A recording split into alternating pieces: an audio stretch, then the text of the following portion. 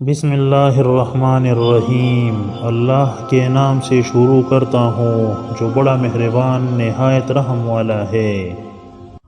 حضرت محمد صاحب نے صدیق جدید لکھنؤ کے حوالے سے لکھا ہے، مکارم احسن مولانا کے چھوٹے بھائی کا بیانیہ ہے کہ مرض الموت میں اکثر یہ فرماتے تھے کہ جنت میں کوئی بوڑھا نہ جائے گا، ہر شخص جوان ہو کر جائے گا۔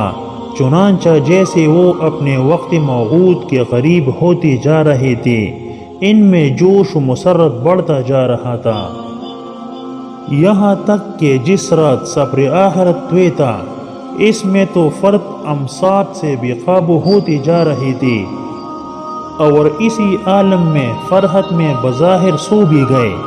جب صبح ان کی روح پرواز کر چکی تھی تو چہرے پر گوشت تر و تازہ تھا، سفید داڑھی بالکل سیاہ تھی، اور لاغر و نزار جسم بالکل گداس تھا۔ اس منظر کو مکارم احسن صاحب ہی نے نہیں دیکھا، بلکہ ہر شریک جنازہ نے حیرت کی آنکھ سے دیکھا اور اس میں لذت روحانی محسوس کی۔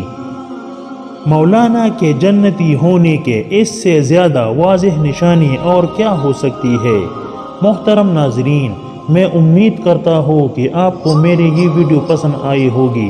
اپنی پسندیدہ چینل اسلام MD کو ضرور سبسکرائب کریں اور ثواب کی نیت سے آگے شیئر کریں۔ اللہ ہم سب کا حامی اور ناصر ہو، آمین۔